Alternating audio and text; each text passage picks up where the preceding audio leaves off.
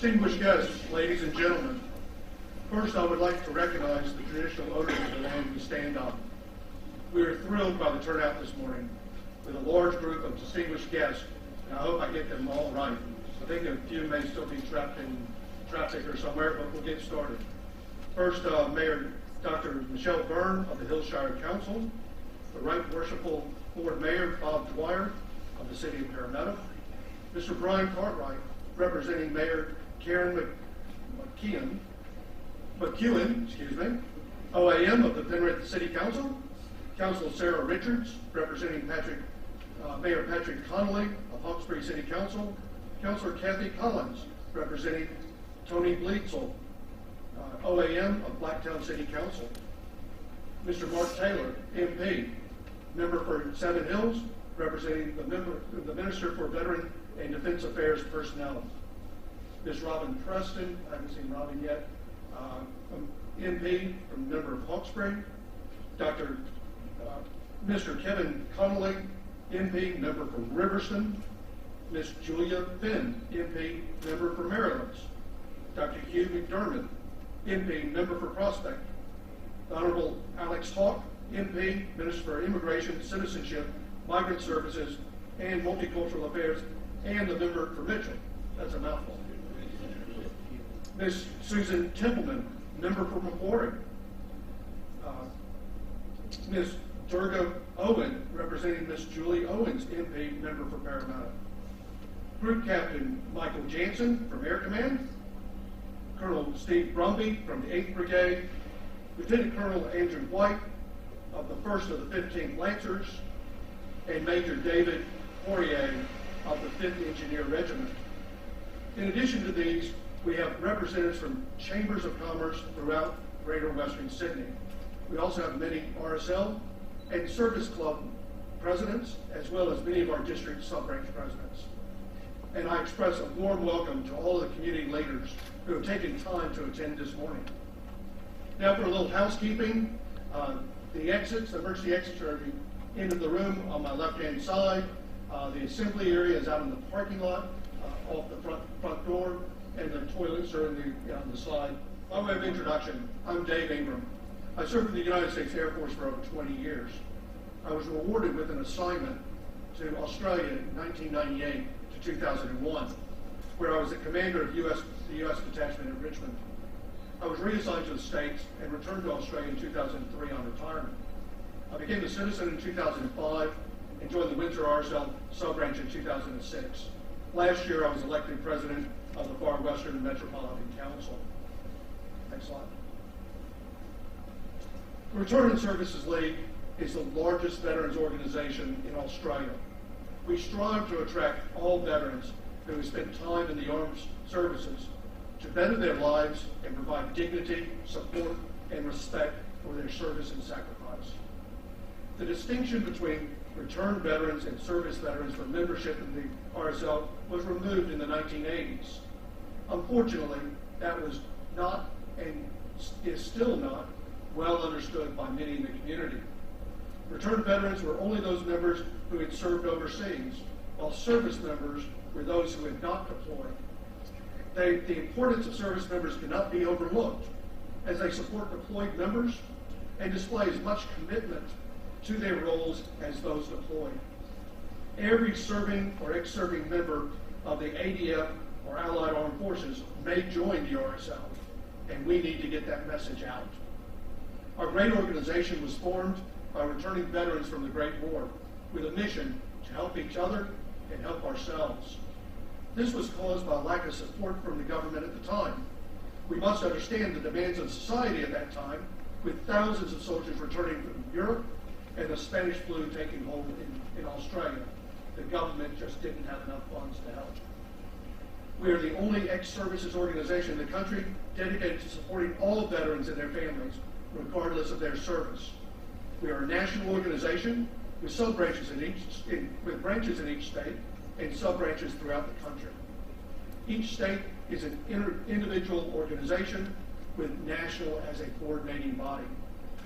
As we have seen, RSL Queensland, through its Art Union Lottery, has raised millions of dollars and supports its sub-branches very well.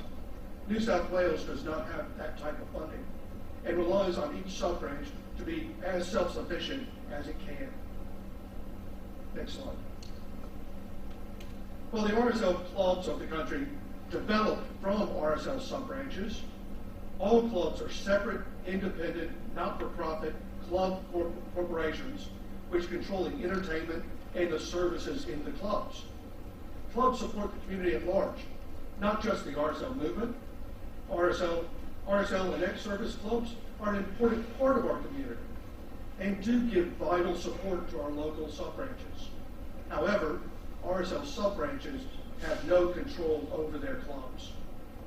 We're also not an ESO, which supports a small group of serving or ex-serving members. These organizations include individual regiment, squadrons, or campaign associations based on time in service or area of service, which cater for a select number of veterans. We are the only ESO that supports all veterans, no matter where or when they served. When I returned from the first Gulf War, I joined the Veterans of the Veterans of Foreign Wars, a group much like the RSL. It had a restriction of only returned servicemen. When I went into the first VFW hall, I met the only person at the bar, a World War II veteran. He lost part of his jaw to mouth cancer, as he told me. However, as we talked, he was drinking a beer and having a smoke. Of course, he filled me full of his war exploits, some of them true, many of them fanciful. I never went back. It was not an organization I wanted to be a part of. Luckily, this is not what we are. We are open to all veterans, regardless of age, gender, or service. Next slide. What is Far Western Metropolitan District Council? In Northwest Sydney, we are one of 23 district councils in New South Wales, and we represent 16 sub-branches. We represent over 4,000 veterans living in our communities. Unfortunately, we know there are many other veterans in our communities, and we need you to help us identify those people and allow us to support them. Each sub-branch is run by volunteers, many of which are here today. Most people in our community see the RSL on Anzac Day only and do not understand that sub-branch volunteers plan, organize, and run these commemorative events. However, there's little else said about our sub-branches in the press these days. Every day of the year, we look after veterans, whether through meetings, get-togethers, or visits to veterans and their families. Mental health of veterans and their families is a major concern, but not our only concern. Next slide. Next, you're going to hear from Don Tate, the architect of the recruiting campaign. Don is my vice president at Far Western, and is a man I have the most sincere respect for. After Don, the engineer of the plan, John Pritchard, will speak to you about how you can help us in our endeavor. John is a combat engineer and has put a lot of time into designing a workable business plan for this recruitment plan. Next, we will have the official launch. Sorry, Mark. We'll have the official launch by Mark Taylor, MP, representing the Minister of Veterans Affairs and Defense Personnel. I will then provide a summary of what has been discussed, and then Don, John, and I will be available for questions, comments, and suggestions, followed by morning tea. Please welcome Don Tate to his microphone.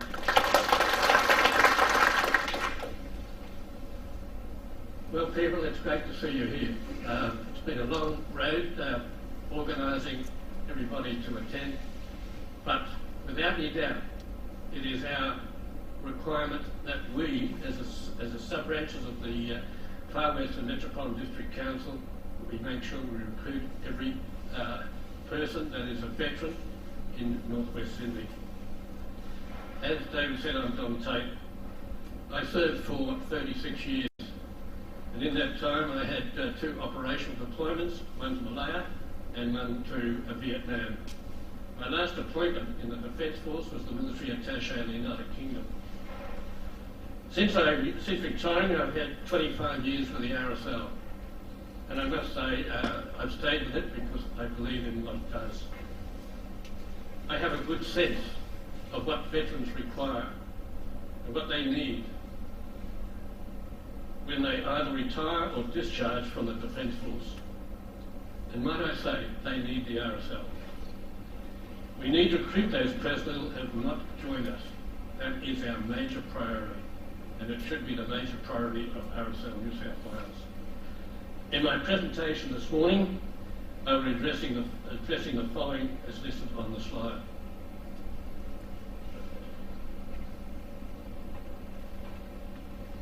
As David has said, RSL is a large, dispersed and diverse organisation. I will cover only one of its organisation levels, and that is the sub-branch, the heart of the RSL and the heart of the district councils. The RSL is a grassroots, member-based veterans organisation, a charity, and the largest veterans charity in Australia. In New South Wales, the RSL has a network of over 350 sub-branches. And we are there to look after their members and their families. The membership in these sub-branches vary from 10 to over 500. The smaller sub-branches are mainly in regional and rural Australia, of New South Wales, and constitute the largest percentage of the sub-branches in New South Wales. Unfortunately, there is little said about these sub-branches. Every day of the year, they look after veterans in need, whether in hospital, nursing homes, or in their own homes, or whether they are in need of household appliances, clothes, or food. They just want to sit down and have a cuppa and a chat. There is anecdotal information that there are fewer suicides amongst RSL members versus the wider veteran population. It appears that the camaraderie experience within the RSL support and reduces veterans at risk, and that is extremely important. Anybody that's involved in the RSL understands that what we're going to do is get the people that aren't in the RSL to come along and experience what we experience very often. To carry on the work, volunteer work for veterans, many of the RSL sub-branches need younger members. About 8 months ago, the District Council voted to recruit, and our sub-branches agreed. Today, we're going to launch what we hope is a very successful series of recruitment.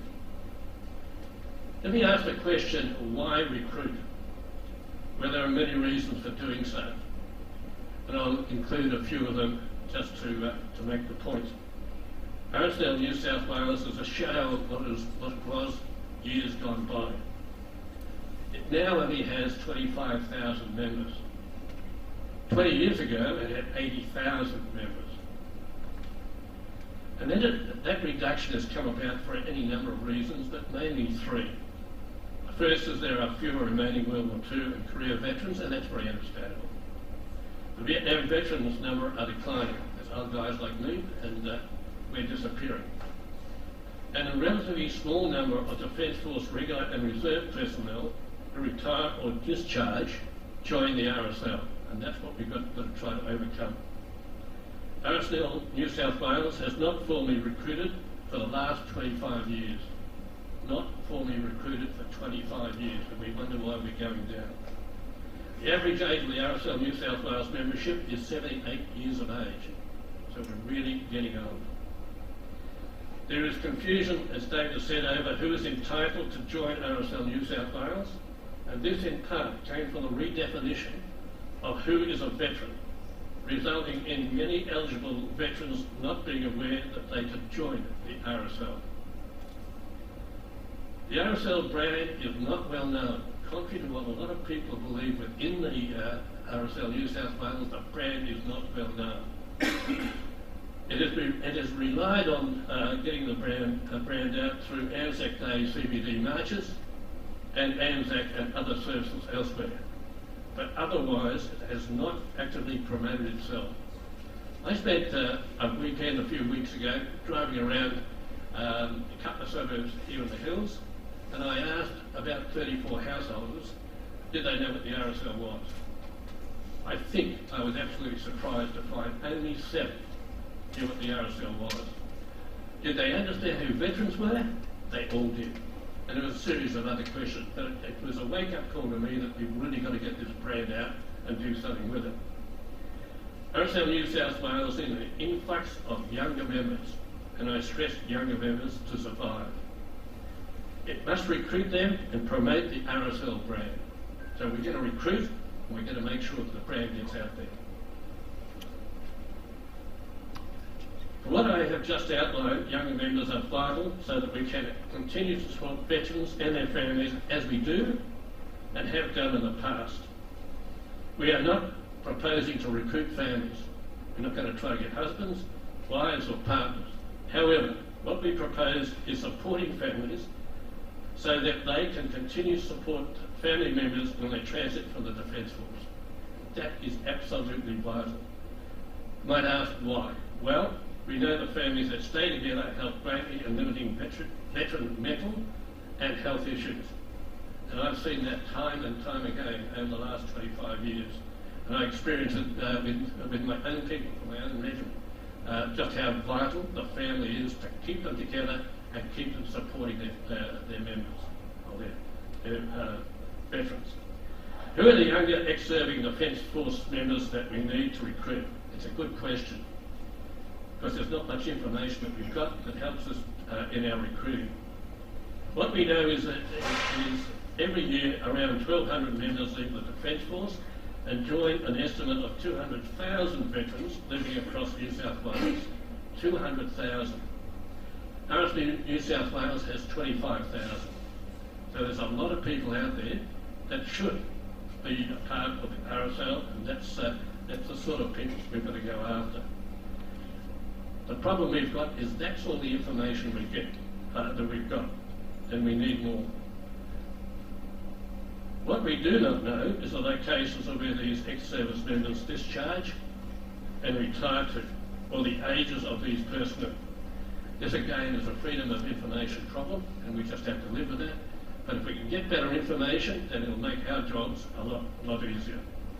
Based on the size of the population in our district and the overall defence numbers who have left it over the last 20 years or so and live in New South Wales, we've made a reasonable assumption that there are veterans of all ages in our district who could join the RSL.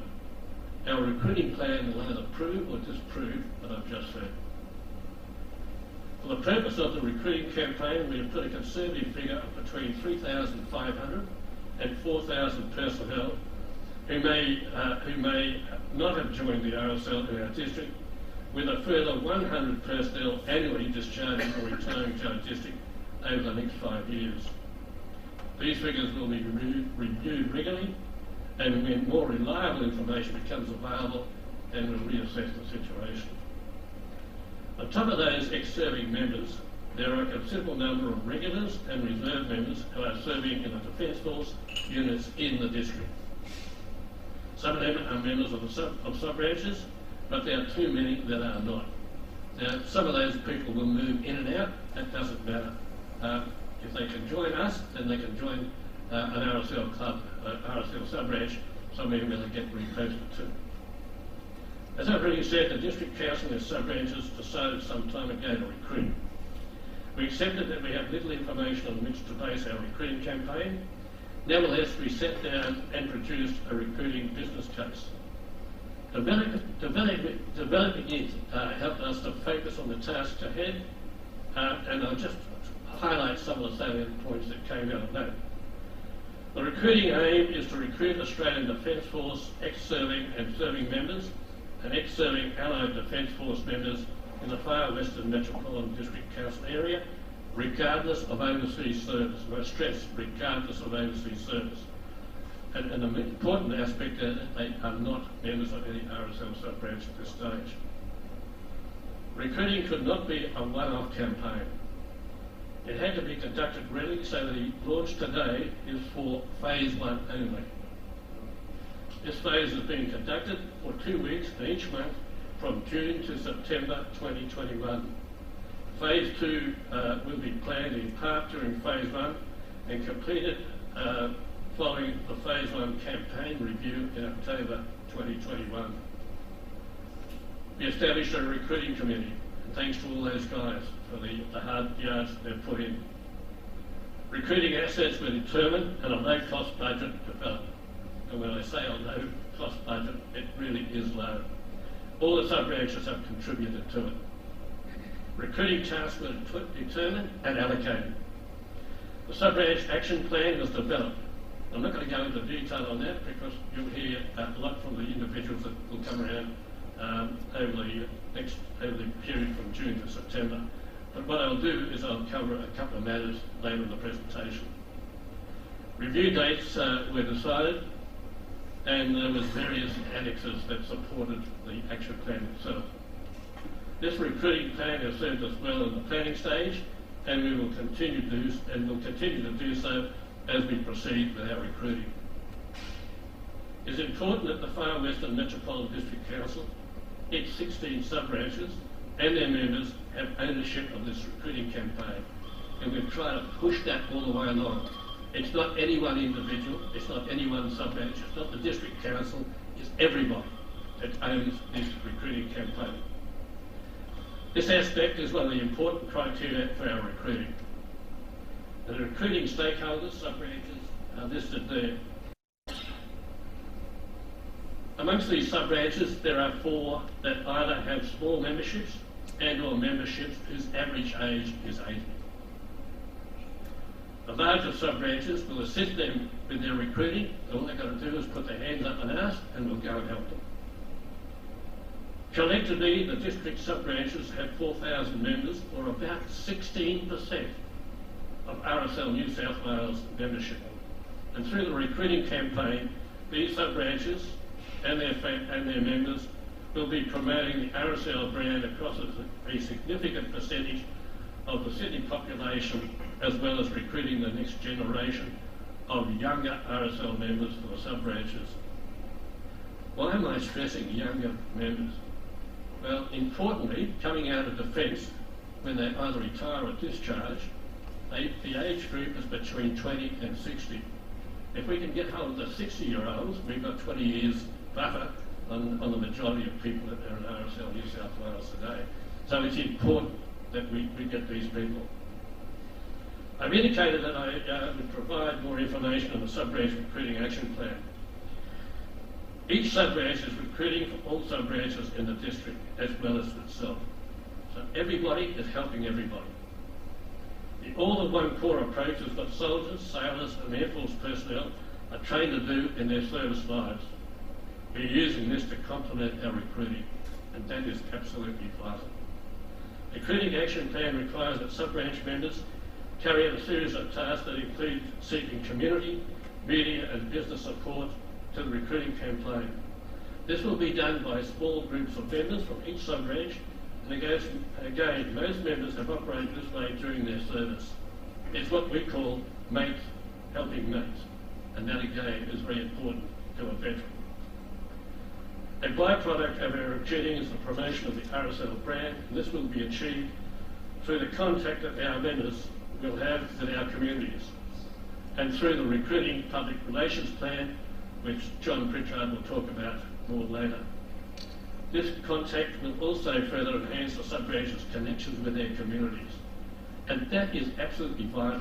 Last year we didn't have the contact that we normally have because of COVID, so we're going to have to do a bit of hard work to get back where we were a year and a half ago. During the campaign, we also stressed that sub-branches have much to offer members, particularly mateship, support to families, camaraderie and commemoration. However, we have to offer more. And during the campaign, we'll be seeking the ideas from the younger ex-service personnel, and we'll get their ideas, and where it's practical and where it's possible, we'll try to implement them. They do have different ideas to us old guys, so we've got to take into consideration what they think they need, and if it's possible, we will do what they think they need. I'd like to finish and just say that the Far Western Metropolitan District Council sub-branches must recruit to get younger members who can carry out the work that they have provided to their members and families for over 100 years. To grow membership and to continue to grow them for the 16 sub-branches, recruiting cannot be a once-only campaign. It must be regularly conducted. I've spoken about using skills and procedures that Defence Force personnel enter service and use in service. Younger veterans will pick up on these aspects and relate to them. Hopefully this will be one of many aspects that will influence them to join one of our sub-branches. We will give this recruiting campaign our best shot, as we know how important the success already to the future of our 16 sub-branches, to their members, and to the RSL New South Wales. Thank you. So now, John Pritchard will be the next. Good morning. My name is John Pritchard. I served in the Defence Force from the CMF days through to the reserve days, 20 years, nearly 21 years in the regular army. I served as a trooper in the 4th 1962 through 65. I've done 2 tours of Vietnam, one as a trooper and one as an officer of combat engineer. I'm also a committee member today of the 1st Field Squadron Association, the unit I served the 2nd tour of Vietnam with. And I have a very close relationship with the 1st Combat Engineer Regiment and the 1st Field Squadron, both of which live in Darwin today. As a result of all that, I have a very, very good understanding of what younger veterans want out of life and want to see from veteran organisations. As Don Tate said, we need to recruit those that have not joined us.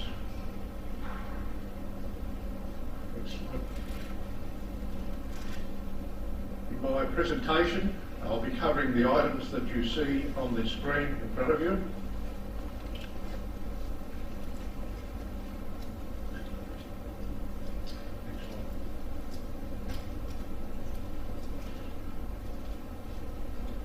The RSL is a unique organisation. It is a registered not-for-profit, as already been stated.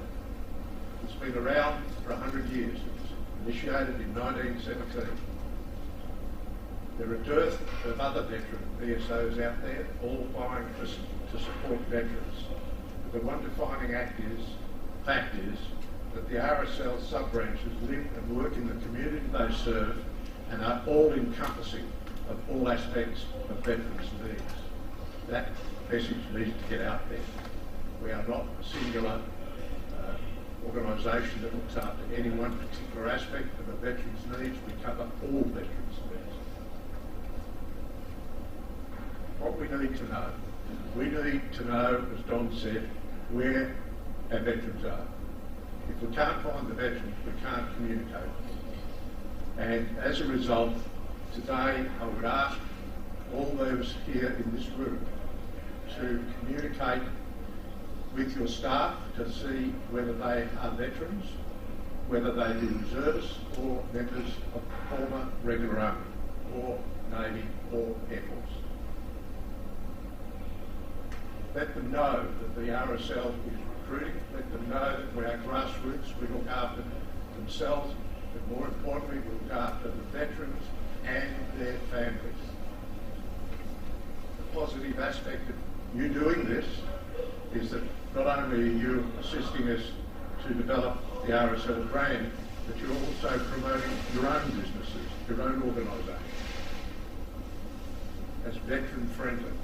And that will allow us, if in time we have veterans who are seeking employment, we can direct them to you to see if you can assist them in employment.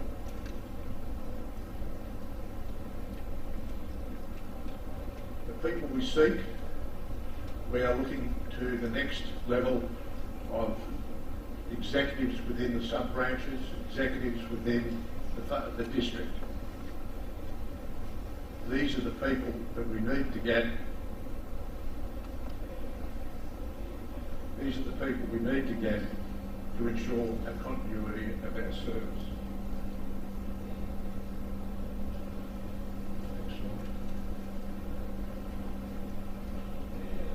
Further on,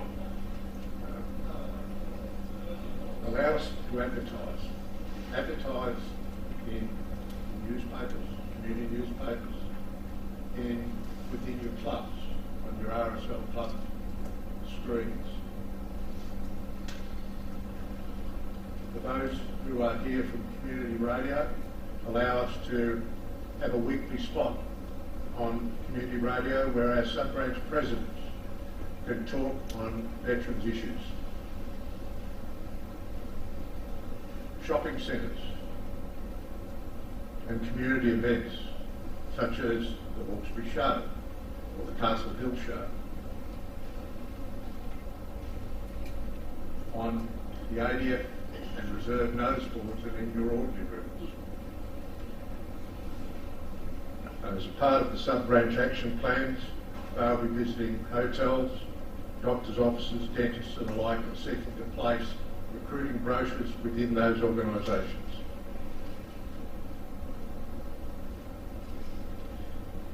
As I said, we would like to be able to have your authority here to be able to visit your units and speak with all of your members about the aspects of the RSL and what it can do for them and their families.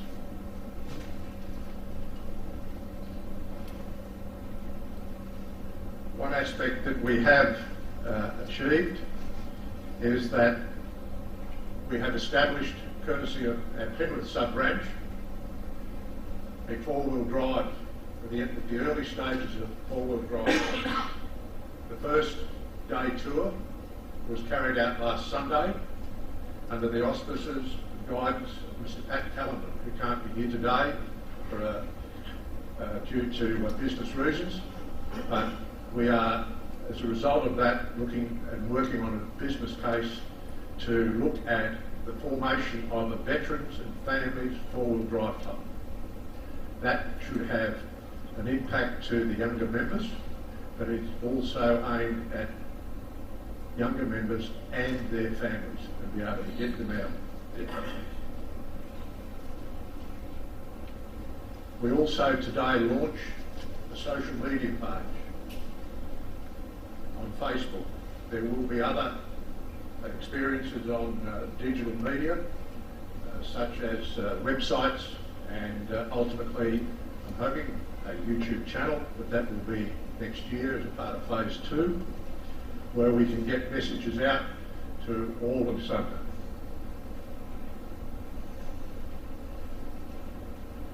On that basis, I would like to say that unless we recruit within our communities, we are not going to survive as an RSL organisation. Death will overcome, and we will be but a mere small aspect of what we once were. As Don said, once it was 20 years ago, it was 80,000. Today it's 25. If you just work it exponentially, in another 10 years, it'll be less than probably 10,000. So I say to you, please, give us all the support you can. We will look after you as well. We will provide brochures. We will provide the recruiting material for you. But we need to know where our veterans are, and you are our best guess at that, because they are out there in the community. They are part of it. The organisation's working in the community, and they're the ones we need to get hold of. We can talk to units, both regular and reserve, but the hidden ones are the hard ones. We have no data on that whatsoever. I thank you. And now I would ask that Ms. Mark Taylor, MP, member for State member for Seven Hills, representing the Minister of Veterans, come forward and Well, thanks very much, John. And can I also acknowledge David and also Don? What an absolute pleasure it is to be here on behalf of the Minister today. David has gone through the acknowledgements, but can I just do those as a group and acknowledge all those supporting community groups, the Chamber of Commerce and supporting companies that are here today. Obviously the RSL itself, the sub-branches, Can I recognise also our federal colleagues, Alex Hawke, who is here, my state colleagues that are here. I noticed David Elliott has arrived. It is his birthday today, I believe. And David sent me a message earlier on. He said, I'm a generous guy, so I'm going to shout the whole of the RSL. Can someone make a public announcement? And he also said, get on the phone and invite the whole community now down as well. So David, you can thank me for that later on. But it's a pleasure to have David here. He's a very strong supporter of the RSL, we all know. The local mayors are here and also councillors. So I think it's an outstanding example of the whole community that is here to support your outstanding campaign that you brought forward. Can I say that New South Wales Government stands with the RSL? There was a veteran strategy released recently, the 21-24 strategy. That looked at things like commemorative events and recognition. That looked at New South Wales Government funding 3,200 memorial sites right across New South Wales. Things like memorials themselves, but also sporting fields, also memorial halls, putting money into that. Because we all know that you need recognition and commemoration. Because with commemoration, not only does it provide veterans with an opportunity to come forward and reflect, but it brings young kids along to understand the story. That strategy also includes employment and education, and as John indicated, education and employment opportunities for transition are very important. Because sometimes veterans don't understand the skills that they have. Planning, leading, organising, controlling, things like technical skills, teamwork, all those fantastic skills that are needed and desired by industry. But sometimes that's lost on veterans, so there's a very important role to play in linking veterans in transition to community service or to community work. As far as education goes, again, sometimes you may need the opportunity to upskill as you transition. New South Wales Government will stand behind veterans to do that, things like rank and recognition, but also education through curriculum with children in our schools, things like the Premier Scholarship Scheme, which goes and takes children to geographical locations around the world, important, significant locations that go back to our history. Those young kids come back to their school and they tell the stories of their veterans. We also run a lot of programs in support of the RSL with community and volunteering, because we all know you feel better when you get out there and help someone. And how significant would be someone who's got that leadership, discipline, skills, how much use could that be to a kid that's gone off the track that's disadvantaged? So we link veterans with young people who are disadvantaged and pass those life skills down. And of course the role of supporting, we all know that families pay a great sacrifice, bouncing from region area in Australia to regional area, or their partners in the theatre overseas. They need support, the families need support as well, so New South Wales Government will stand behind the sub-regions with that. But we're here today to actually talk about the launching of this fantastic program, and that's about getting young people back into the sub-branches. And every time I go to an Anzac Day, and every time I go to a Remembrance Day, it's usually a few days later. We've all been through this. You sit around the kitchen table with your family, with your kids, with your relatives, and someone ends up saying, what are we going to do when all those old guys move on? And I think it's important that they say, what are we going to do when those old guys move on? Because we all know that community groups, it's difficult to get volunteers. You go down to the soccer club, they say, oh, everyone's busy. You go down to the Rotary Club, everyone's busy. But there's a bit of difference with the sub-branch. Because with the sub-branch, if you go to the soccer club and someone's not there to help the barbecue, well, okay, you line up and it takes a bit longer to get your sausage sandwich. If you go to Rotary and there's not someone there, well, you don't raise as much money, or the kids miss out on one swing set in the local park. If the theatre group hasn't got enough actors, well, it misses out on one performance. But the problem with the sub-branch is, if there's not a good quality sub-branch, those kids are sitting around the table. What's going to happen is they say, well, no one respects those old people. No one cares about those that served our nation. No one's interested about the well-being of our soldiers, our people in the Air Force, our people in the Navy, those that are committed and sacrificed for our country. And if those kids get that message, they won't step forward and they won't serve what many of them in this room. And if actually going to put our country in peril. We won't have those people going forward. They won't see the help, the respect, the places like the subject. So my message to everyone who's a community member in this room is it's us that must get through and behind and support you in your initiative. Thank you.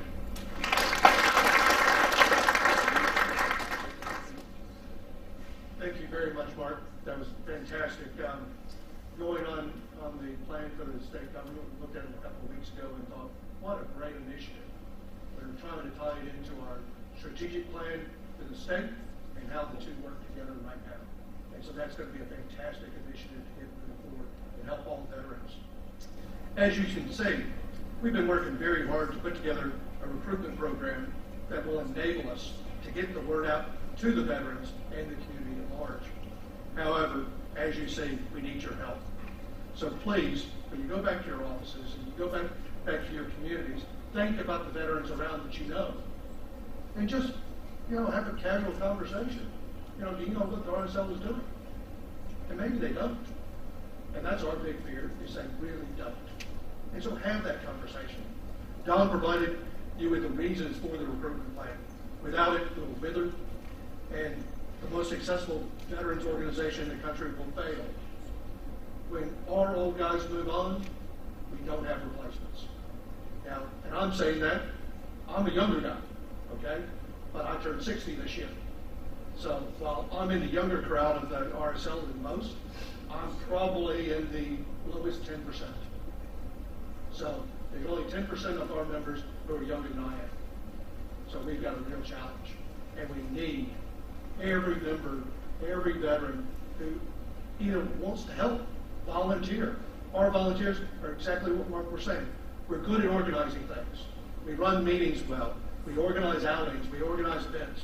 We do things throughout the entire year, not just at Anzac Day. So we use the skills from the military to help run our sub-branches, and that's what we need. John described more detail of the plan and how all of you can help us help each other. The most important part of our organization is that we are community-based, grassroots sub-branches. We ask all of the individuals here today to assist us by identifying veterans among your employees, staff members, friends, and neighbors. Just mentioning the work of the RSL and asking those to think about it may be enough to encourage them to join. I would like to thank Don Tate and John Pritchard for all their efforts. I must also thank an unsung hero in this plan. Alan, and I've never been good at this name, Loftus-Zina, close enough, right? Okay, has been the chairman of our recruiting committee. He spent many hours drawing up plans, scheduling meetings, communicating with the community, or the committee, and through the sub-branches throughout our district. I would also like to thank all the members of the community who assisted in the process. It has been a great process to see, and it's been fantastic. Also, thanks to Castle Hill sub-branch and the RSL Club for organizing this room, and for especially to the Castle Hill Camera Club, who has been doing all the videoing and the camera work today. They volunteered their efforts to do so, and it's fantastic. So thank you again. Okay, are there any questions, comments, or suggestions? Del Baudry from the Women's Veteran. When women were coming back from deployments and wanting to join an organisation where they felt that they deserved to be. Many women at that time, about 6 or 7 years ago, and I know it's still happening today, were told where the then Women's Auxiliary was, and they could go and make cups of tea. Currently in the Air Force, you have just over 25% of women that are serving, and so it's roughly averages out about 18% across the ADF in both reserves and full-time. And yet, I with interest, I didn't see one single thing about gender in your presentation. I beg your pardon, I did say gender right at the very beginning. Okay, sorry, I missed that. Our recruiting game is for everyone, regardless of gender, service, time, whatever. It's anybody's ever served. I just think that there's a huge gap missing here because we're still, I think, talking in masculine language. We're still, when some of the sub-branch meetings that I've been to have been extremely aggressive, and I think that women that are still going in to some of the sub-branches don't feel welcome. And I think it's a huge gap that the RSL sub-branches are missing out on to be able to do something that where women can feel more involved in the process. The Women's Veterans Network is such a successful ex-service organisation because of what we do. We welcome everyone, and the way that we do it, and it's grown so quickly, and it's just been a different sort of organisation, supporting, calling around, doing things. So I think perhaps the sub-branch needs to have a look at where are ex-service organisations that are growing, that are really successful, that are out there, that have heaps and heaps of following. What are they doing, and what can the sub-branch, I'm also a sub-branch member, but what can the sub-branch do to make themselves different that's going to attract both men and women, younger and current ex-serving people. So it's not just about keep doing the same thing because you're going to keep getting the same people. Oh, I agree totally, Dale. This is what this is all about. This is all about attracting people with families, singles. It doesn't matter. Age doesn't matter. But we failed, and I say this as an organization, we failed in the last 30 years to attract people. We've had dribs and drabs of people coming in, and we're not old guys. That's just a fact. And that's what we have to change. We need a new group of leaders to come through the RSL. We need to bring them in for a few years so they can take on leadership roles. And that'll be a big part of it. And that's why, and I agree with you. I've been to many a sub-branch meeting where it's very, very, not anti, but I have heard quite a few people say, oh, I was asked to join the Ladies Auxiliary, but I'm a service person. And that's a problem, okay? Now, I have never said that to someone. Now I know there may be people that written thanks, Dale. The RSLC as the family of the veterans. My name is Leslie Ringer, Partners of Veterans Association National. Yeah, we see families as partners, children, grandchildren. Okay? That's in a big sense. It's an immediate family is what we're talking about. We're not talking about the third cousin, living in Perth that nobody's ever talked to. We're talking about that immediate family area that we're there to help, and we're trying to help. I'm the MP for Prospect and a member of the sub-branch of Smithfield the last decade or so. Look, thank you for this. This is great. This is something that should have been happening years ago, so I have to say that's fantastic. One of the things I noticed, though, in the communication regarding newspaper advertising, things like that, seemed to be absent was social media. Obviously, social media is really key, especially for I'm 50, but people below me, especially the newer veterans, and you see it on Facebook and things like that. I think it's a key area which we also need to focus on, because it's a way of getting our message regarding recruitment for not that much money, to be honest, and but to have a wide audience. So, but thank you for your work. And we are launching the Facebook page today. So there's a Far Western Metropolitan Facebook page that is to be tied in to all of the sub-branches. So we should be able to join that. Taylor from the Epping sub-branch and president of the Epping Club. I believe that a young couple said to me that have joined our sub-branch not long ago, why is it that everything you do is aimed for retired people? Everything you hold or set your meetings, etc. Right now, we are trying to move a group that have met for years on a Thursday afternoon. We've told them we're out the recruiting thing. Alan's involved with our sub-branch. We're trying to attract young people. And we're going to stop doing this on a Thursday, and we're moving it to a Saturday so that everyone can participate. You know we've got major resistance in trying to do that. 8 or 9 guys that have been a Thursday, but they don't care, and those words, everything you do is aimed at for retired people. So I think we've got to look at meetings and entertainment times and things like that where everyone can. I agree with you more. And just in my sub-branch, the club is in the middle of a building process. So we no longer have our meeting room. So the only time we could have a meeting was Sunday afternoon. We always met on Thursday night. And we've got this dilemma. There's some people who can't make it on Sunday, and some people who can't make it on Thursday. But we're having roughly the same number of people at both. So again, unfortunately, we do do a lot of things for retired people because our average age is 78. And so our membership won't those retired things. And that's what we've got to change. We've got to have activities in the sub-branches that attract all ages, not just our current members. And it's very difficult to do. Good morning. Meg Green. I'm representing the War Widows, Australian War Widows. When you described a family, you said immediate family. So where do widows and mothers and fathers and younger veterans fit into your scheme? Because they will keep the family together. And I've got 2 sons who've served. I'm still their mother, you know, I'm still interested in what they do, but you don't include that in your definition. Because the concept is more dependence than that extended family. I'm sorry, that's just the way the RSL thinks of it. It's the descendant. It's basically your children, grandchildren, not necessarily your parents. That doesn't mean your parents can't be involved.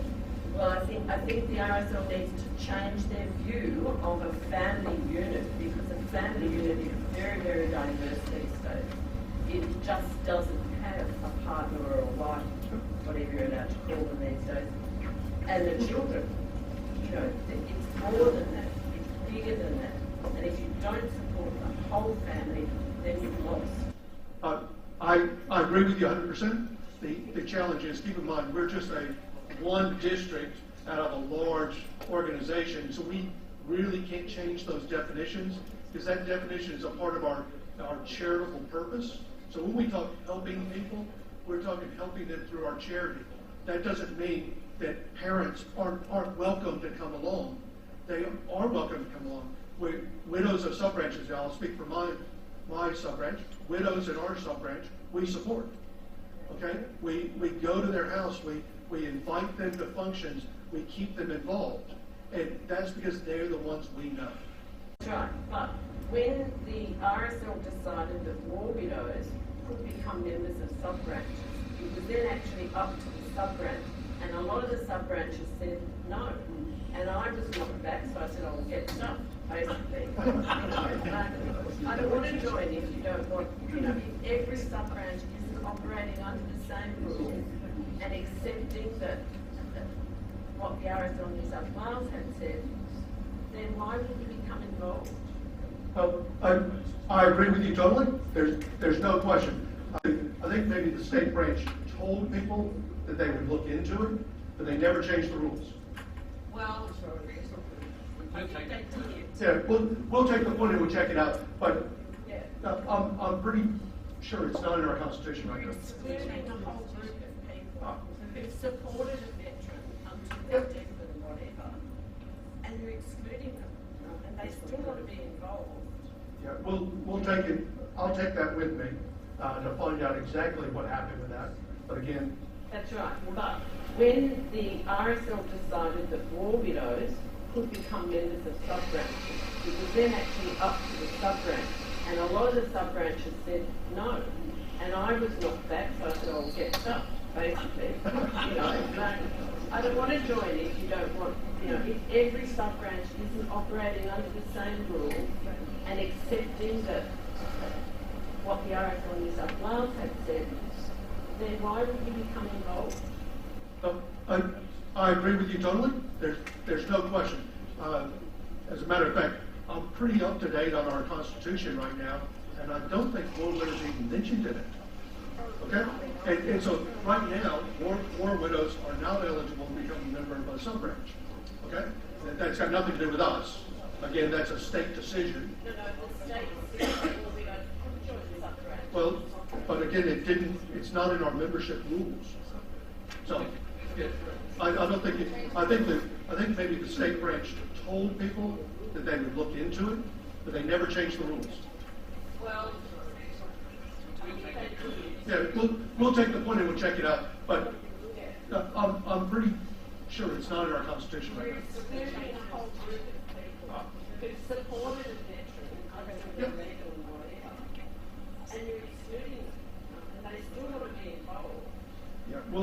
I'll take that with me to find out exactly what happened with that. But again, unfortunately, it's currently not in the Constitution under our membership rules. And again, that's a statewide issue, not a district issue at all. Okay? Next. Hi, Partners of Veterans Association. Yes. I'm hoping there's enough politicians here that they can answer my question.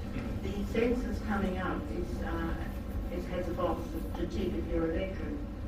Are those clusters of veterans going to be available to ex-service organisations? Don't want names, but just where there's a concentration of veterans, which then more than likely have partners, which then we can go and talk to the areas and advertise. I couldn't agree with you more. That's a question we've been asking for the last year, from the time that they said they were going to put a tick in for veterans, and we've been asking the exact same question. And I think it should be made available. There'd be some way we would be able to identify where they are. Okay, other questions? Birmingham. I've served 23 years in the British and Australian militaries, as well as your own military, in the 101st Airborne Division. I left the Army 4 years ago. I'm a member of the Witherspoon sub-branch under Bruce, and I joined principally for the commemoration and to be part of the network. I really applaud what you're trying to do. You're pushing water uphill with a fork. And I think you've obviously got some of the feedback already, and I sense that you are very open-minded to change and the scale of the challenge. I would just ask you to consider two things as you go there. And the final one, I'm also dad to a daughter, so I'm completely open-minded to everything about the future. I would urge you to consider two things as you embark on this campaign, which is pretty aggressive with your scale and your numbers that you're trying to achieve. Firstly is that I never wanted to be considered a victim.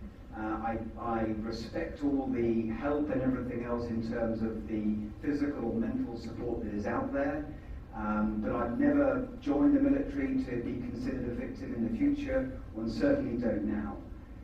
One of the reasons I think people want to join is the networking opportunities, and it is about, for me now, embarking on a business career, learning from either fellow members or members of the business community about what business is all about. I achieved a colonel rank in the Army, but I'm a novice in the commercial world. And I would just love to sit down, not talking about the old days as much as looking to the future. Perhaps that's me, I don't know, but that's what I would like to see from perhaps this RSL initiative, any type of network initiative, and wherever it takes me, for me to listen, learn, either get a job, learn about jobs, connect other people to jobs, connect younger members of the ADF, or people coming from the US or British armies or wherever, to potential jobs through this network, I think is the real opportunity. So I applaud you all, I take my hats off to you, I'm willing to help if that's what's required. That's why I joined the Riverson sub-branch. I'm annoyed actually because I'm no longer the youngest member. I'm 49, but I've just been told that a 40-year-old joined, so I'll find him and try and take him out. But thank you very much indeed. Thank you for those comments. Absolutely, one of the goals is to put networking out there with social media. Get the information out. Have a network of people that can help identify those people within the sub-branches that have those connections in business. Unfortunately, and again I'll say unfortunately, and we need to make improvements on this, a lot of our members have been retired for a long time and no longer have those connections. That's why we're relying on you in the communities to start working on that word out there. Well, again, the veteran or the war widows and the partners, I applaud you for what you've been doing. It's been fantastic. You're getting people involved. But that doesn't mean they can't also be involved in the RSL movement. Okay? It's not an exclusive thing. So we can get everybody working together. I think there's an idea across the RSL right now that the RSL could be the umbrella organization supporting all the other groups. And if we could get that working, that would be fantastic. So we'd all be directing the same direction instead of going out with the small bits and pieces. But I take your comments very, very much on the women involved in the RSL, and I've seen recently at our sub-branch, we've had an issue with one person feeling that way, and we're working with it now. But it's a recognition that we are of a different age, and I much like to say it, and there are some old men carrying stories and attitudes, and that's something we have to break. And that doesn't mean we're going to break the old men, but yeah, we need to break that concept. So, David? yes. Sorry. Oh, Susan. Hey, Robin. I'll go on to you, Robin. Thank you. Robin, President for Horshby here. Can I just say, the ideas that we're flushing out today have really helping, I think, the way forward. But I'm just reminded of a great volunteer group that is growing. It's the only group in New South Wales that is growing, and it has 70,000 strong. And David Elliott, you will recognise the Rural Fire Service volunteers. Now, let's learn something from their pages as to how they've managed to recruit and grow. All the MPs are going to RFS service awards. There's 4 or 5 generations, people with 70 years of service. They have an ageing population as well, but they have a young group of people that are coming in there. So I'm sure you have great connections there, and just learning from how well they recruit.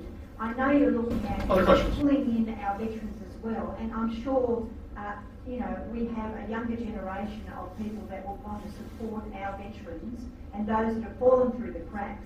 MPs are able to put things out in newsletters and things like that, but certainly have on a very successful volunteer group like the RFS, if I can suggest that. Thank you very much, Robin. That's a great idea. I didn't realise how much they were growing. That's fantastic. Hey, my name's John Kearney from the Epping RSL sub-branch. Just like to clarify some thinking.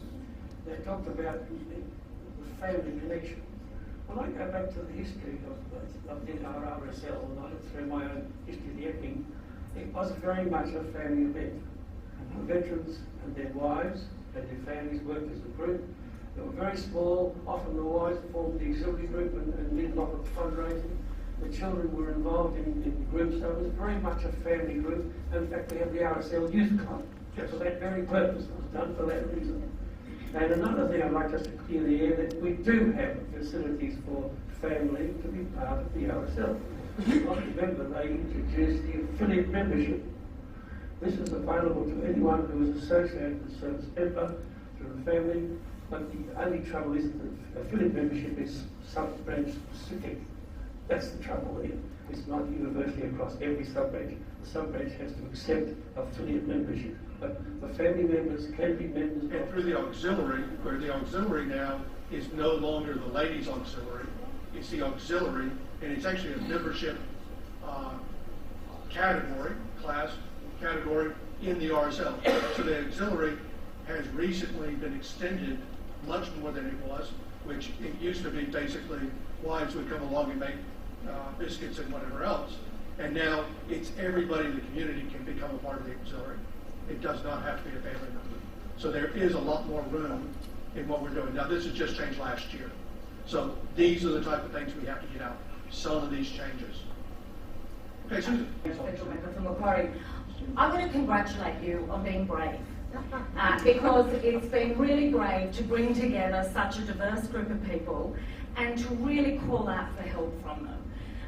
It's all very well to sit around to sub-branches and go grumble, we're not attracting younger people, but to pull this together, to really be vulnerable and go out there and do it. I want to thank you for the work that you've done. And I know I speak on behalf of, I know Alex was here as a federal member, and my fellow federal members will do what we can to get the word out, to steer people to you, to have sometimes difficult conversations about what some of the gaps are, so that we can make sure we see plenty of people in the RSL, not just to tell the story going forward, but to be a real growing and thriving organisation to support people who right now are willing to sacrifice their lives for the sake of Australia. So thank you to all in the room for the service that you have given, and we will do what we can to help serve you in this next phase.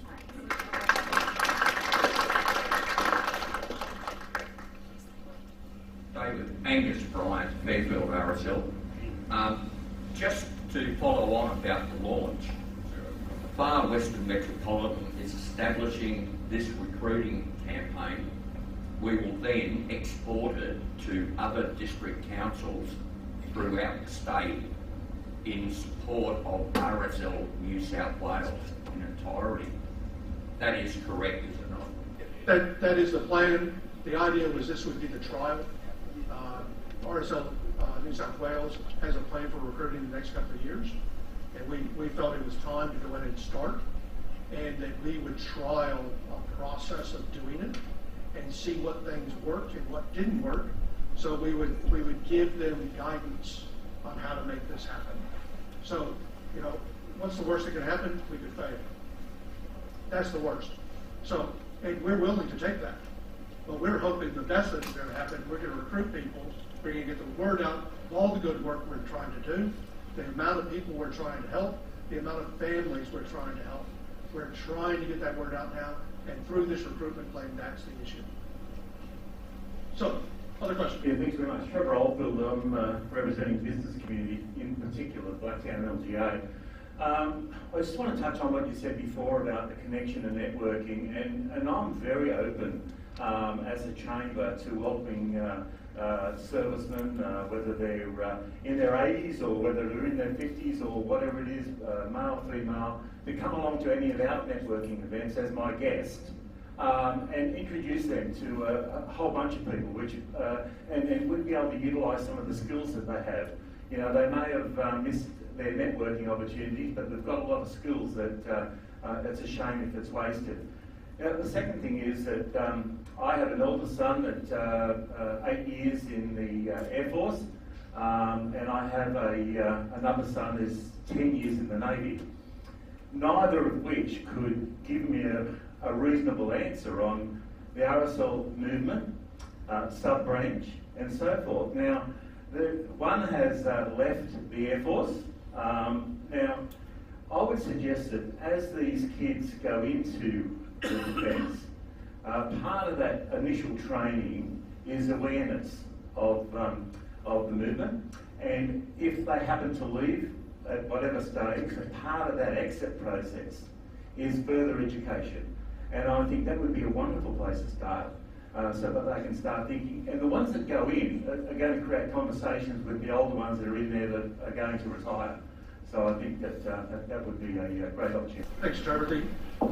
As much as I just said, and the military members here can confirm this, the issue we have is there's 4,500 ESOs in the country.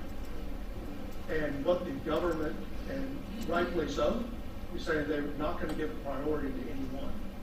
So they couldn't possibly get 4,500 people to come in and talk to people going into training and leaving. That's why the importance of having an umbrella organization is there, so that they can understand what help is available and how they can help their community. But right now, because there's so many, there's been a reluctance to have ESOs attend either the transition seminars or the training at the beginning. Something we can work on. Agreed with you 100%. But gentlemen, I think you would agree. There's a big challenge. Thank you for bringing everyone together. I'm Lindsay Crum from Western Sydney University. I'm Director of Future Student Engagement and also currently a reservist as well. We launched our veteran program last year to provide support for students who are going into tertiary education who are either currently serving or veterans of the ADF. First of all, obviously congratulations on your initiative. We're also struggling to find people to self-identify as ADF. And some things that we've been learning directly from current students who are ADF and also prospective students who are ADF are that they don't want to hear from people who are not their age and also don't understand the platforms that they're talking on. So looking at your social media plan being non-existent and being part of phase 2, I agree with the other gentleman. All those platforms are non-existent and developed for those under 35. If there's anything we can do at our end to share experiences that we've had in terms of forming our veteran program, we've gone from having 10 to now 150 self-identified ADF members at Western Sydney University, which is fantastic. We need obviously a lot more who are probably currently serving all veterans there as well. The biggest thing that we've found is actually having brand ambassadors. So rather than having, you mentioned community members talking on community radio, while that platform is probably quite irrelevant for the younger audience, I'd actually be getting those younger ADF members who have identified already to become the heroes of this campaign and to be the voice of this campaign, to really get it moving and shaking. My second piece of advice would be, that we've learned, is absolute collaboration with other serving and ex-serving organisations. We're currently partnering with Soldier On and New South Wales Welfare Association, as well as some of the women's groups as well, and we're finding that that is the best way that we're getting our message out there. So collaboration, and congratulations on your initiative. Thanks.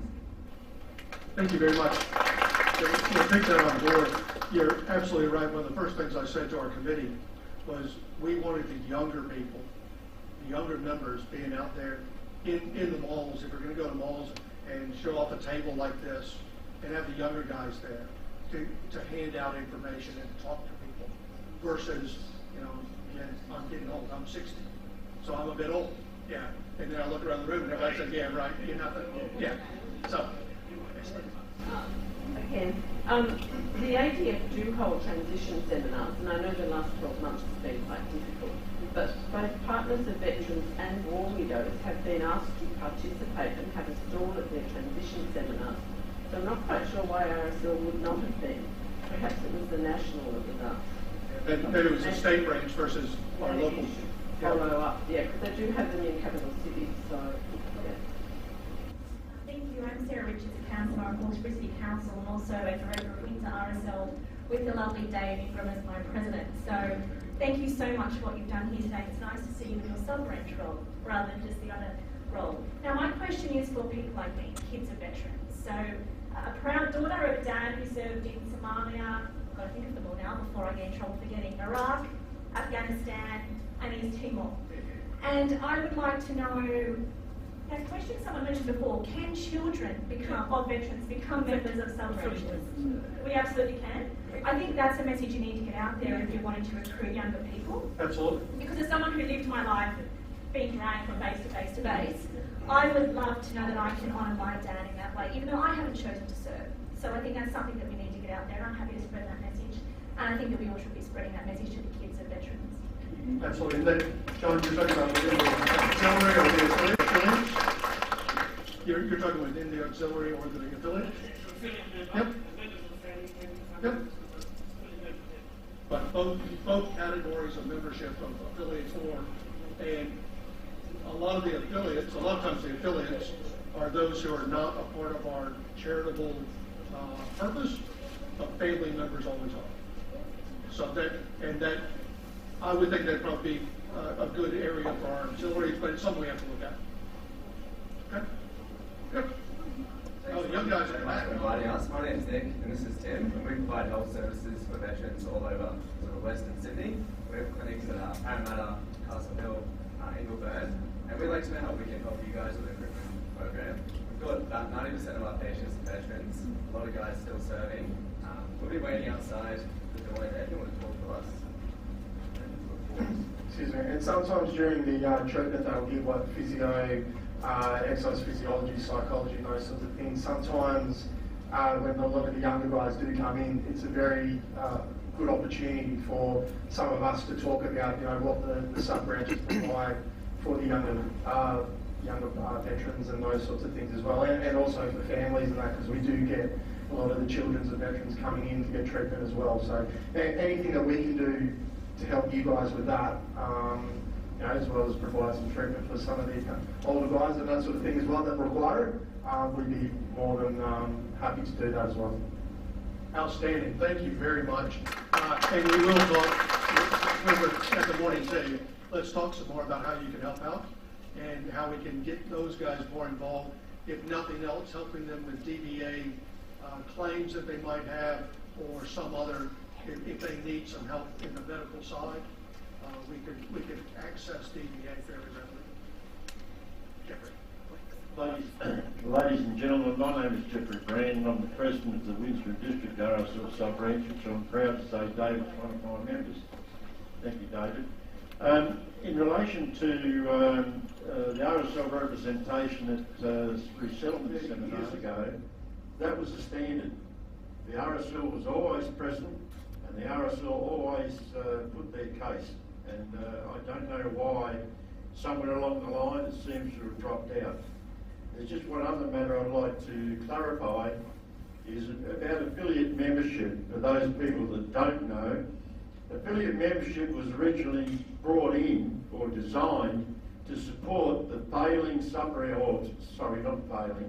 the diminishing sub-branches of memberships in the country, where there was no possibility of replacing people in those sub-branches as they passed. So what they designed was that if you had, which many of them already had anyway, community members who were assisting to run the sub-branches. So they then said, well, they could become a member of your sub-branch, but only your sub-branch is not transferable. And then it changed from just being to support the country sub-branches, that any sub-branch who was willing to take affiliate members could then avail themselves of that matter. And that's where it's originated. So what Jeff is really getting onto is we have a fairly complicated membership portfolio, I guess, and multiple categories of members. Some of that affiliates and auxiliaries have been changed in the last couple of years to extend those two areas. So there are lots of opportunities for family members to get more involved in the sub-branch, regardless whether your children, grandchildren, as I said before, but parents can be involved in everything else.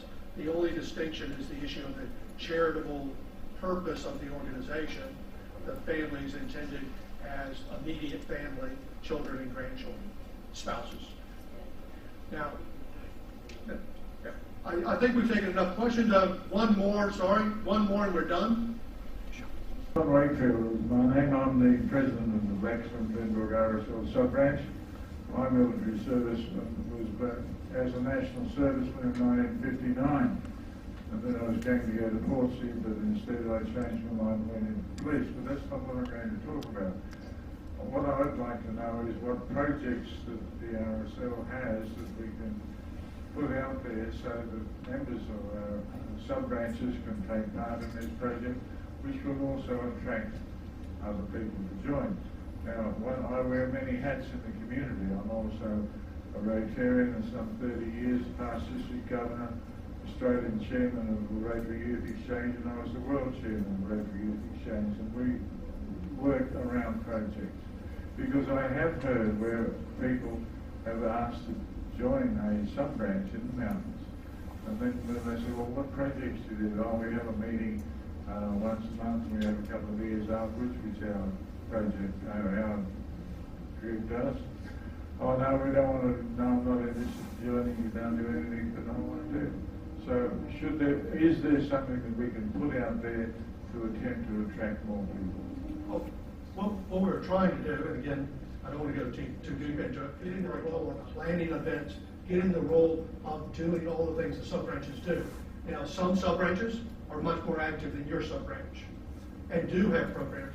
Now, one of the other issues we've got is networking around our sub-branches, and we're doing that much better now than we have in the past, of putting things together so that other sub-branches know what others are doing. The four-wheel drive initiative just started last weekend. We're hoping that becomes a much larger issue. One reason, younger veterans like that idea, okay? So we're trying to find those. The biggest problem, though, is we don't know what these guys want to do. Now, we're starting out with our social media on Facebook. We'll run into YouTube next year when we get availability to do that. But we are trying to get that done. And that's the whole thing. We are trying to do the best we can do here. If you have ideas or thoughts, please let us know. We're open to find out any way to at least get the words out.